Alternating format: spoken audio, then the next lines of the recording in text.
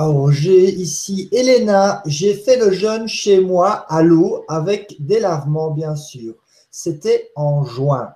Je suis parti pour 7 jours, mais en fin de la quatrième journée, j'ai senti désagréable étirement dans le cœur et j'ai arrêté. Fallait-il continuer? Hmm. Oui, c'est très courant, surtout dans les premiers jeûnes, c'est-à-dire quand on jeûne, on est dans un état, on n'est pas du tout habitué. C'est un état vraiment autre. C'est un état qui pourrait être apparenté à la maladie. C'est pour ça que certains médecins ont beaucoup de mal avec le jeûne, parce qu'ils voient les gens où les symptômes augmentent plutôt que de diminuer.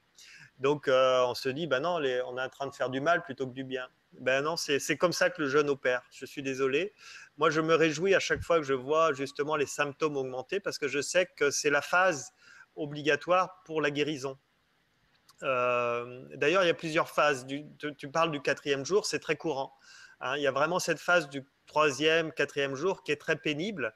Et quand on arrive à la traverser, ben, c'est excellent parce que derrière, on va beaucoup mieux. Donc, beaucoup de gens abandonnent justement au troisième, quatrième jour parce que on est perdu. On ne sait pas si c'est normal. On a le cœur qui palpite, on a des sueurs froides ou des sueurs chaudes, on dort mal, on est agité. Donc, on ne sait pas si c'est normal. Et c'est tout à fait normal. C'est pour ça que l'accompagnement est recommandé. Donc, il y a plusieurs phases comme ça. Il y a la phase du troisième, quatrième jour où on se sent mal. Des fois, c'est une phase au 15e jour où là, il y a des nouveaux symptômes qui apparaissent, mais en général, c'est assez léger au 15e jour.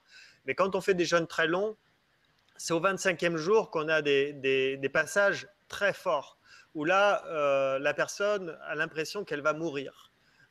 Donc elle est clouée au lit et donc là tout le monde s'affole, la famille s'affole, elle pense qu'elle va mourir de faim, entre guillemets, c'est ça. Hein. Et c'est vraiment ça qui se joue, c'est-à-dire on sait qu'il faut 25 jours pour créer un nouveau chemin neuronal. Et là, ça fait 25 jours où la personne ne se nourrit plus.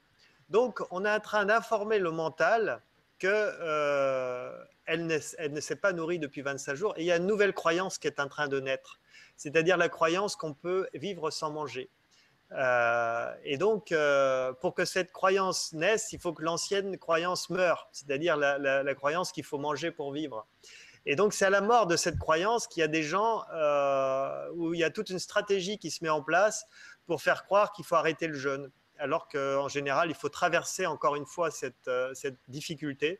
Alors, c'est autour du 25e, 26e jour, et après, voilà, ça va beaucoup mieux. Donc, c'est des phases comme ça à connaître qu'on observe. Bien sûr, ça, je dis ça, il ne faut pas qu'au 25e jour, la personne soit en sous-poids. Je parle de personnes qui sont à un poids voilà, la tension est bonne et le poids est tout à fait raisonnable. D'accord, merci. Alors, nous avons Eddy. Bonjour, j'en suis à mon 11e jour de jeûne. Ma question porte sur l'énergie que le corps économise et évitant la digestion. Est-ce que l'énergie qu'apporte la nourriture ne compense-t-elle pas la dépense d'énergie que nécessite la digestion? Merci. C'est une très bonne question, même une très bonne réflexion. Oui, c'est vrai. C'est vrai que quand on va bien et quand on mange frugalement, c'est-à-dire quand on sort de table avec une légère faim, c'est ce qui se passe, c'est-à-dire la digestion, l'énergie dépensée par la digestion va être compensée par l'apport d'énergie. Donc, du coup, c'est très bien. Mais quand on est très intoxiné ou malade, eh bien, il faut aller plus loin. Et c'est pour ça que l'absence d'alimentation va permettre qu'il y ait un regain de vitalité qui va aux émonctoires. Donc, mais son observation est très bonne. C'est-à-dire, c'est vrai que quelqu'un qui mange frugalement, léger, eh bien, il ne devrait pas s'intoxiner. Il ne devrait pas s'intoxiner. C'est pour ça qu'il faut d'un côté jeûner, mais après avoir une alimentation légère, parce que c'est vrai que c'est quand on se suralimente que cet excès alimentaire va pénaliser les autres organes. D'ailleurs, tout à l'heure, j'ai parlé des personnes qui meurent du tabac. Aujourd'hui, la principale mortalité en France, alors je ne sais pas en Belgique, mais ça doit être pareil. Principale mortalité, c'est l'excès d'aliments. C'est l'excès alimentaire. Aujourd'hui, il y a 100 000 personnes en France qui meurent chaque année d'excès alimentaire. Alors, ce n'est pas parce qu'elles sortent de table, elles meurent directement, c'est les maladies développées par l'excès alimentaire. Aujourd'hui, on ne meurt plus de faim, on meurt d'excès alimentaire. Et cet excès alimentaire est culturel. Donc, on a culturellement, on se tue, entre guillemets. Bon, c'est un peu pessimiste ce que je dis, mais culturellement, on abuse de la table. Et c'est ça qui est nos maladies et qui crée notre mort. Alors vous allez me dire, il faut bien mourir un jour, mais tant qu'à faire, mourir en bonne santé. Hein, parce que mourir d'un arrêt cardiaque qui est dû justement à un excès alimentaire, mourir ou autre chose, hein, mourir de beaucoup de maladies aujourd'hui et de morts sont dues par excès de table. Hein. Et en plus, par excès de table, d'un corps qui ne peut plus se nettoyer. Et donc, lui, son recours, c'est la maladie, pour dire à la personne, arrête. Mais comme la personne préfère mettre un médicament sur cette maladie, il y a un autisme, voilà, je suis malade, mais je ne veux pas l'entendre, donc je mets un médicament dessus. Docteur, quel médicament, quelle pilule va me permettre de continuer à mal me nourrir, mais à ne pas entendre mon corps qui crie que je suis malade. Donc, médicaments, et voilà, et on peut durer des années là-dessus, mais il y aura une maladie plus forte qui va venir, et encore plus forte, et pour certains, malheureusement, après, les habitudes sont tellement difficiles à changer, on aime nos habitudes, que voilà, on peut aller jusqu'à la mort. Et je parle de ça en connaissance de cause, puisque dans ma famille, c'est ce que je vois. Hein, c'est-à-dire, je vois très bien les gens malades parce qu'ils mangent, mais bon, ils ne veulent pas changer. Parce que c'est un tel plaisir pour eux, la table.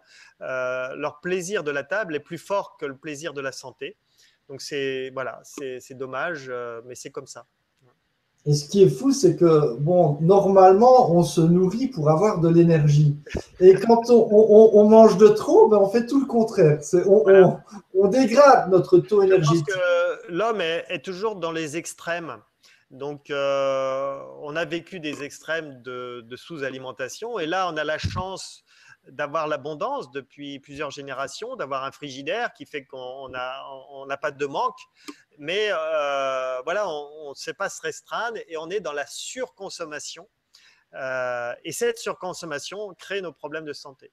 Et après, c'est les médicaments qui vont venir soulager, entre guillemets, mais pas guérir, dont on a besoin de manière provisoire, et donc qui fait que la personne ne se remet pas en cause. Se remet pas en cause et délègue sa santé au médecin. Et le médecin, comme lui, il doit aller dans l'urgence, le médecin allopathe doit aller dans l'urgence, donc c'est plus rapide de donner un médicament qui fait un effet tout de suite, sans se poser la question, bah oui, mais est-ce qu'il y aurait quelque chose à changer dans l'hygiène pour éviter ce médicament ou pour éviter l'état de la santé qui se dégrade. D'accord, merci. Alors, nous avons toujours Eddy, donc, qui est dans son 11e jour de jeûne. J'ai des problèmes de brûlure dans l'œsophage, un peu comme des remontées acides. Que dois-je faire, demande-t-il. Donc, il doit prendre du bicarbonate de soude. Le bicarbonate de soude, ça va l'aider. Et sinon, il y a un produit qui est très bon, c'est l'Ergibase. L'Ergibase, c'est pour compenser les chocs acides. Donc, ça marche bien au niveau de l'estomac, mais aussi pour les douleurs dorsales, parce que souvent, on a très mal au dos quand on jeûne. Donc, ça marche bien, à condition que les douleurs soient dues à des toxines. Si les douleurs sont dues à des métaux lourds, ça ne fonctionnera pas. Donc, c'est un bon moyen de savoir si on est intoxiné aux métaux lourds. Mais là, en 11e jour, voilà, bicarbonate, ça devrait lui suffire. Hein, voilà, bicarbonate de soude, ça devrait suffire. Et ce qui est intéressant, c'est de voir s'il a fait des vomissements et s'il a eu un ulcère ou une gastrite. Parce que s'il a eu ce genre de problème dans le passé ou avant, il faut qu'il la soigne. C'est-à-dire, le jeûne va le soigner, mais après, il faudrait qu'il soigne sa gastrite ou son ulcère. Et ce qui marche très bien, c'est des jus de pommes de terre. Donc, s'il a un extracteur de jus, il peut, à la reprise alimentaire, avant chaque repas, prendre un quart de verre de jus de pomme de terre, donc frais, jus de pomme de terre fraîchement pressé. Avant chaque repas, il faut qu'il fasse ça sur plusieurs semaines pour soigner justement son ulcère, si c'est ça qu'il a, hein, ou sa gastrite. Et il peut rajouter dans son jus de pomme de terre une pointe de couteau d'argile verte, argilès, C'est le meilleur des remèdes pour les gastrites, hein, à condition de ne pas grignoter, à condition de ne pas boire d'alcool, parce que ça ne sera pas efficace s'il n'y a pas les autres choses de fait à côté. D'accord, merci. Alors, il y a pas mal de questions qui arrivent. Vraiment, les gens sont passionnés ce soir. C'est bien. Je suis très content que vous participez autant à, ce, à cette conférence et témoignage. Alors, nous avons Gérald. Je fais actuellement un jeûne de 48 heures par semaine. Cela peut-il soigner mon faible cancer de prostate soigné par homéopathie? PSA était de 10, dit-il, et aussi par la médecine quantique qui enregistre depuis des progrès considérables. Je fais également des lavements depuis 1 mois et demi. J'ai lu que 2 jours de jeûne par semaine pouvaient avoir à long terme un même effet qu'un jeûne long. Merci cordialement. Donc là aussi, je suis un peu obligé de deviner. Mais par expérience, je devine. Donc, s'il a un problème de la prostate, il doit avoir l'hypertrophie de la prostate. Donc, faut qu'il soigne l'athérosclérose, hein, donc, d'abord soigner l'athérosclérose. Donc, ça veut dire apport d'oméga 3. Et le jeûne de 48 heures, c'est vraiment indispensable. Et réglage alimentaire également.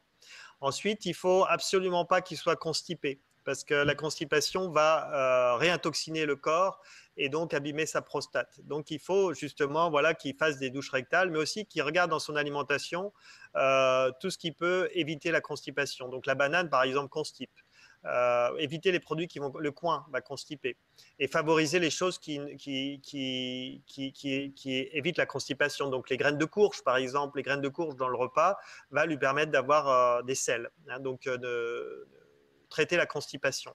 Ensuite, ce qui marche bien pour l'hypertrophie de la prostate, c'est le jus de grenade. Donc prendre du jus de grenade à 17h30, et aussi là aussi les graines de courge, et aussi dans le repas, et aussi l'oignon jaune. Ça va surprendre tout le monde, mais l'oignon jaune, un oignon jaune cuit, va aider pour le cancer de la prostate et l'hypertrophie de la prostate. Et ensuite, s'il veut vraiment donner un grand coup de claque à son PSA, c'est de faire un jeûne long. Ça marche extrêmement bien. Après, il faut voir en fonction du poids. Mais là, j'ai un jeûneur qui a fait 40 jours de jeûne, qui avait un PSA autour de 7. Et avec 40 jours de jeûne, son PSA est redevenu à 4,6. Bon, il ne s'est pas totalement soigné de son cancer, malheureusement. Mais en tout cas, son PSA est redevenu en dessous de la norme. Voilà. Donc, en dessous de 4, il est revenu à 3,6. Parce que c'est 4, au-dessus de 4 que c'est problématique. Donc là, s'il veut faire, comme c'est 10, c'est raisonnable. S'il veut vraiment faire quelque chose sur son PSA, c'est de faire un jeûne long. Et c'est bien ce qui fait le reste, la médecine quantique, parce que des fois, la prostate, ça peut être lié à des blessures émotionnelles. Donc c'est bien d'avoir une approche holistique, d'avoir une approche globale pour se soigner. Hein, mais de toute façon, beaucoup de gens, quand ils font une approche comme ça, quand ils font une approche quantique, ou sur les émotions, ou sur la pensée, quand j'écoute les témoignages des gens qui se guérissent, en général, ils ont tous fait quelque chose au niveau alimentaire. Hein. S'ils n'ont pas fait du jeûne, ils ont au moins fait quelque chose au niveau alimentaire. Quand on fait un travail comme ça dans la conscience, on se rend compte que notre corps n'est pas une poubelle et qu'il faut bien le traiter. Et ça commence par bien s'alimenter.